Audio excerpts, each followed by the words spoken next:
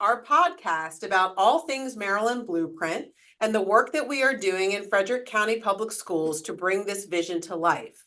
I'm your host, Dr. Sarah Sergo, Chief of Staff and Blueprint Implementation Coordinator for the school system. Blueprint Unlocked is designed to unpack, understand, and yes, unlock the work we are doing across the 5 key dimensions or pillars of the blueprint.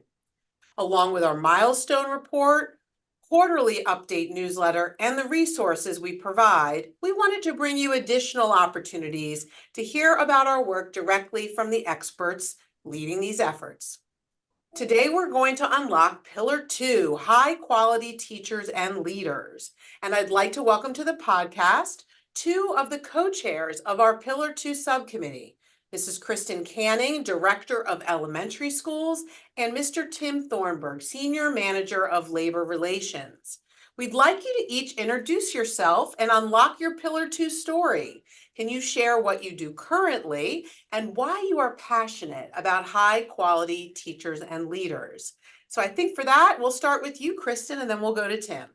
Sure. Thank you so much. So my name is Kristen Canning. I currently serve as an elementary instructional director, which means that I have the privilege of working directly with our elementary schools, their principals, and administrative teams to connect with what's happening in our schools, both with leadership, instruction, and all things elementary. And so working on Pillar 2 has been exciting work for me because I see such a direct impact with the work that's happening with Pillar 2 in the blueprint and what I see happening in our schools. I'm especially excited about the potential that we have with our Pillar 2 work to really rethink, restructure, and reimagine what teaching and learning looks like in our schools. There's nothing much more exciting than that. The impact that high quality teachers have on student learning, the value that we can place on how we treat our teachers and provide opportunities for them to continue to learn, grow, collaborate, and improve their practice. All of those things are the reason I got into education to begin with. And so this work in Pillar 2 is an extension of what I love about the work I do now. Well, thank you. And we're so grateful to have your leadership stewarding some of these efforts. Tim, I'd like to go over to you. Can you share a little bit about what you do and why you're passionate about the Pillar 2 work? Sure. My name is Tim Thornburg, and as you said, I'm Senior Manager here of Employee Labor Relations. And part of my job is to work with our associations relative to contract negotiations and addressing issues relative to the blueprint, which must be negotiated and collaborated with our association partners. And so just to piggyback on some of the things that Kristen has said, all of those things are so important and so valuable. Unfortunately for me, though, I don't get to see on a day-to-day basis like she does, but I get to hear about all the great things that are happening in the schools.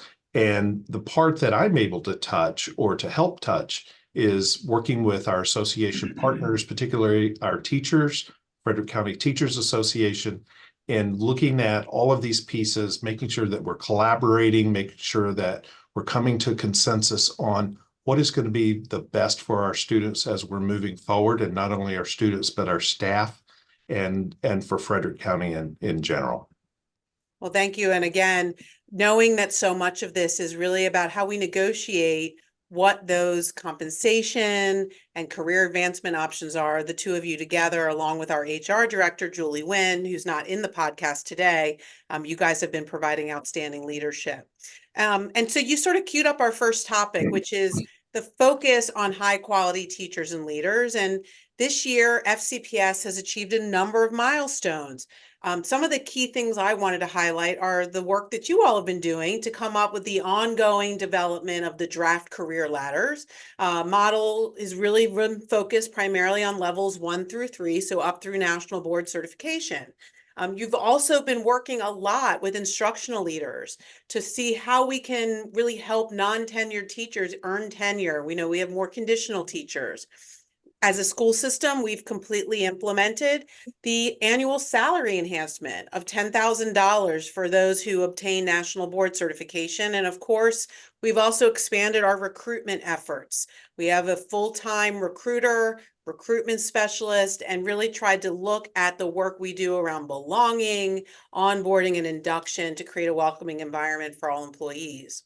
So for the both of you, from your perspective, when you think about the work that you might want to highlight for our audience or celebrate in this pillar, what are you most proud of, and what would you want our listeners to know about what's going well? And Tim, this time I'll start with you first. All right, thank you. If I think back to where we started with this whole idea of blueprint, with just beginning with the definition of what is a teacher, because that's really where we had to begin with our discussions with our association partners and then also with other stakeholders. When I look at where we were and how far we have come, because we have met regularly, we've met monthly with various with our subgroup to be able to work through different pieces of the blueprint. And so when I think about where we started and where we are now, and then when I speak to my colleagues in other counties and I hear where they are, it seems like some of them are still in the infancy stage. And we have advanced tremendously in working with our partners and our stakeholders, that I think that we're almost to the point of really coming up with a really good product of what is a career ladder and how do individuals move across that? What do they need to do to be able to advance across the ladder? And then what are the many benefits that are associated with it? So I'm most proud of the partnership that we have formed and how we've been able to maintain it, even through some of the most difficult conversations. But that's not to say that there's not a lot of work that still needs to be done, because we know that there are future deadlines and things that must be implemented. And so we're going to have to continue that work, continue those conversations, and really make sure that we're meeting those milestone definitions and deadlines so that we can continue to make sure the blueprint is successful in Frederick County. Thank you, Tim. Yeah, so we're going to come back to that notion of what's on the horizon in just a minute, but I wanted to hear, Kristen, what would you like to highlight and add about what's going well? Yeah, no, Tim, I appreciate how you were able to so eloquently share the pride we have in our partnerships, because it really has been a team effort in terms of the work that we've done, because everything about the career ladder for the most part is negotiated. And so the importance of having strong partnerships with our union partners has saved us time. It's helped us to be much more efficient, much more effective in our conversations. And I think I'm also very proud of the efforts that have been very intentional to value all of our people. But that's been so important to us from the beginning. You know, the pillar 2 of the blueprint emphasizes an area that has not been emphasized before with the National Board Certification. It is the standard that the legislation holds for moving teachers up into leadership positions on the career ladder. That's a big shift for us. That's a big shift here in Frederick County, and our colleagues across the state would share the same. National Board Certification was a very impressive certification, but held by very few. It wasn't something that was widespread. And so one of our challenges right away was we had to get that moving, right? We had to get the word out about why National Board Certification was a valuable direction to move, both for compensation reasons, for capacity building of our teachers, for professional development and learning, and to access for higher positions. One of the big focus areas of Pillar 2 that's dear to our hearts is we have good teachers in our schools that are seeking leadership opportunities. They want to do more, but we don't want them to leave the building to have to do that. So finding these leadership positions within our school, it's a win-win. They have opportunities to learn, grow, and lead. We have opportunities to keep them in our schools and impacting directly student learning and teacher capacity building. So I'm proud that while focusing on that and leading that charge and the work of our equity and organizational development team to recruit national board certified people that are interested in becoming nationally board certified, I'm proud of that. I'm equally as proud of the conversations about the many valued teachers that we have who have multiple advanced degrees, whether those are master's degrees, doctorate degrees, other certifications. And we want to make certain that in our work here in Frederick County, we see those people, we honor the work that they've done, and we find opportunities for them in our career ladder to continue to advance as well. I'm proud of the representation on our work group. We have representation from building-based folks, central office people, people who meet that definition of teacher that Tim spoke of, and people who don't, because their voice is important too. That compensation comes often through the language of the legislation in ways that we're not always going to be able to include everybody in a way that we would if we had limitless resources, right? But it's important for us that everybody feels seen, they feel valued, and they can find themselves on our career ladder and continue to see how they can move forward in their work. And I think what you both really highlighted is a great segue into my next question, which is sort of what's on the horizon. And really, when you think about Pillar 2, it's a combination of having these, really sort of labor-focused conversations about compensation and incentives that come with a monetary or a salary supplement. But there's also equally a focus on the notion of recruitment and representation in our employees.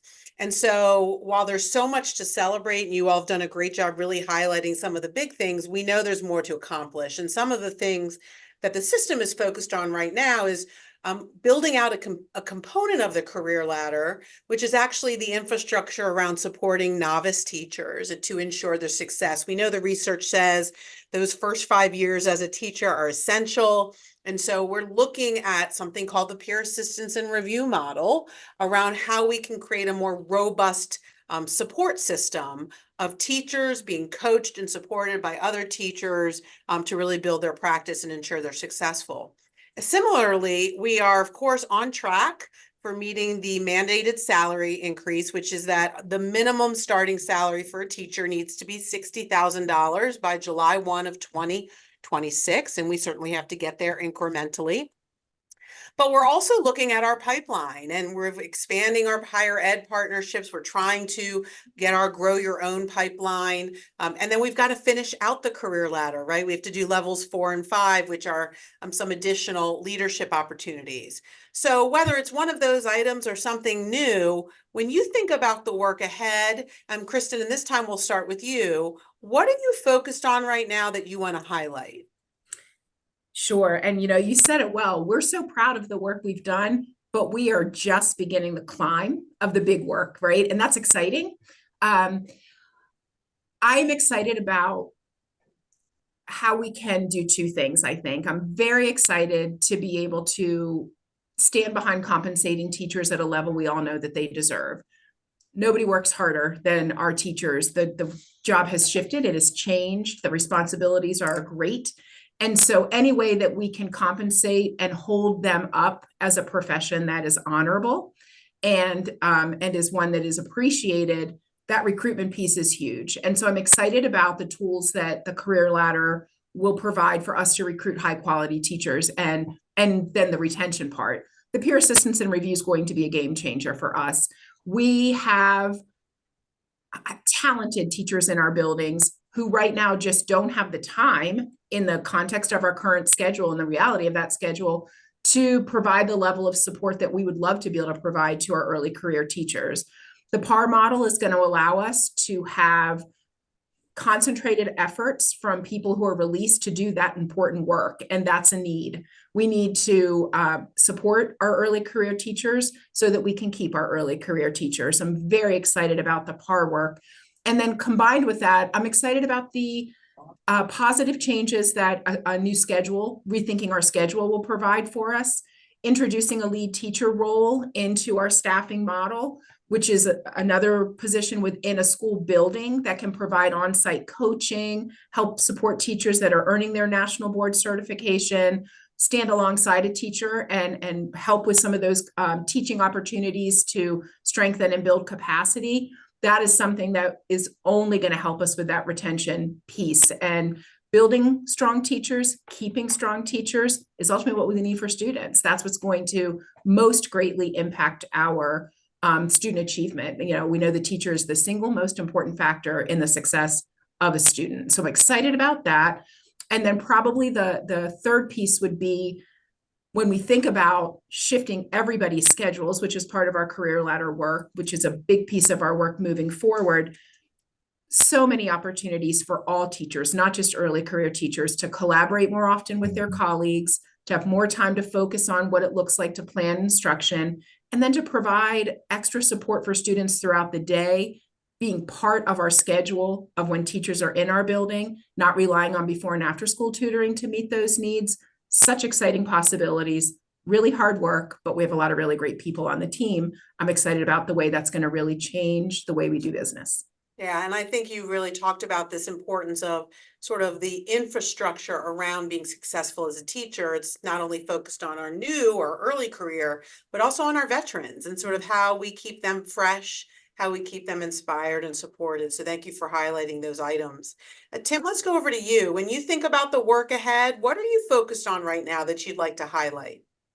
Um, One of the things that through all of this we're going to have to do is how do we communicate this so that everyone understands what's happening, not only for our teachers inside FCPS and our stakeholders within FCPS, but how do we communicate it on the outside? How do we make sure that stakeholders who are looking at FCPS understand that the work we're doing is valuable? And Kristen highlighted a lot of the things, the great benefits that are associated with this, especially for students, the outcomes, the things that are going to impact students, student achievement, all of the, hopefully the additional time for the tutoring, the small groups, the one-on-ones, the enhanced instruction materials through curriculum, the professional development that teachers are going to receive and then be able to use in their classrooms. So all of that is so important. But we also, as I said, we have to make it so that people understand it, not only inside, but if I'm a teacher from another county or another state,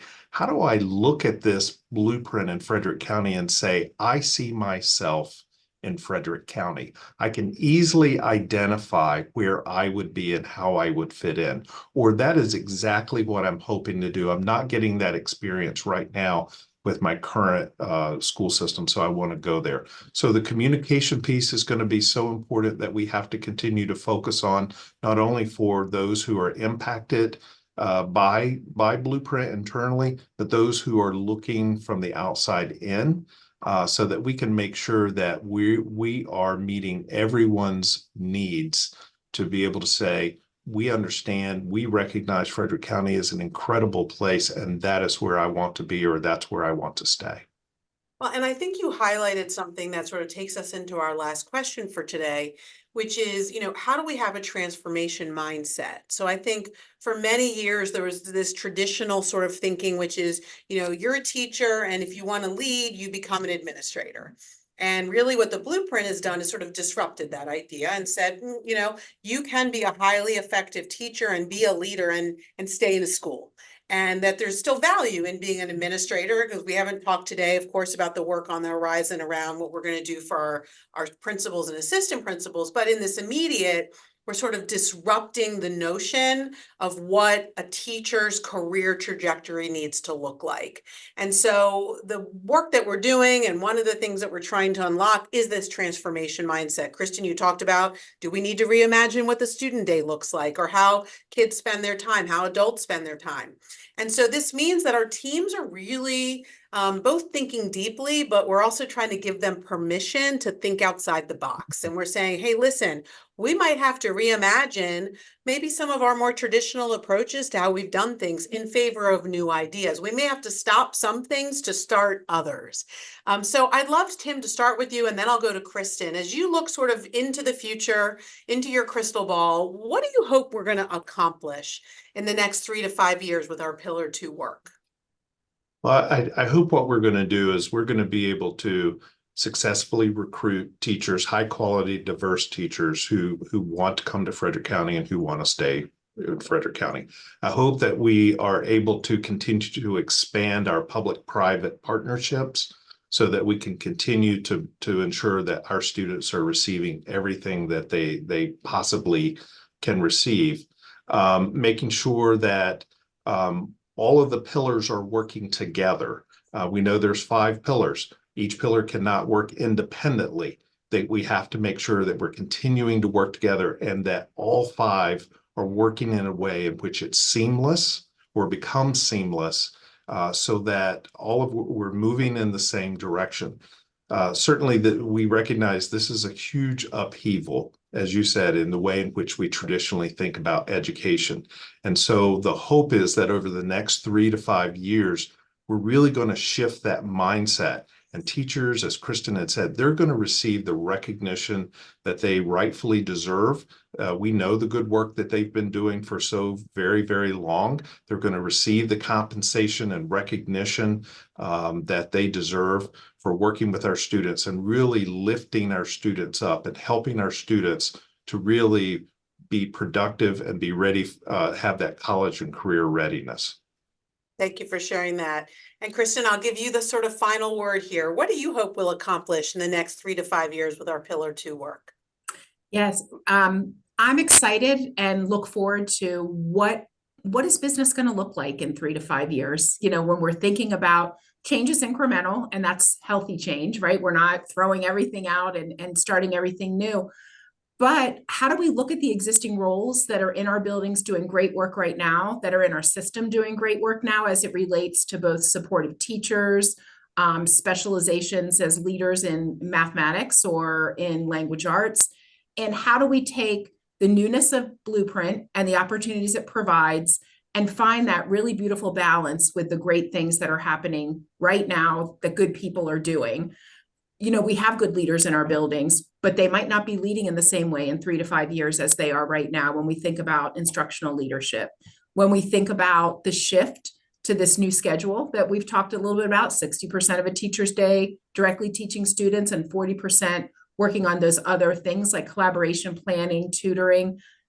That's a huge shift. I am so excited to begin to see how that shift repurposes some of the leaders in our buildings, repurposes our new roles coming on with Blueprint with our lead teacher, and how those things work together to ultimately achieve what Tim spoke of we want people looking at us saying, I want to be there. I want to be part of that really great stuff.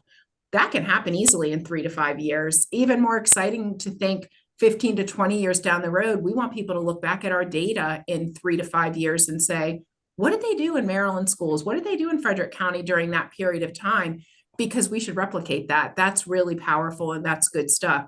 I think we have the tools to do it. I think we certainly have the people to do it. So I'm eager and excited to begin to see us implement shifting in scheduling, shifting in teacher leadership roles, and ultimately how that results in really high levels of student achievement. It's very possible. It's an exciting part of being this Pillar 2 work is directly aligned with that good stuff happening in our schools. So I'm all about the new schedules, the new roles, and how they open new doors for our students. That's right. And so what a great note to end on is I thank both of you for just the visioning and the leadership along with Julie Wynn that you've been providing in this group. So thank you again for your insights today. Your knowledge and expertise is going to be the key to unlocking the Blueprint work as we look at the time ahead. The information that you shared today was obviously insightful and inspiring, and it really encouraged us to sort of think big picture about what it is we want to accomplish in the years ahead. That brings us to the end of our time today. Make sure you go to our website at www.fcps.org/blueprint and select stakeholder resources to either check out more information or look at our entire playlist of Blueprint Unlocked podcasts to learn more. Thank you for being with us. Have a great day.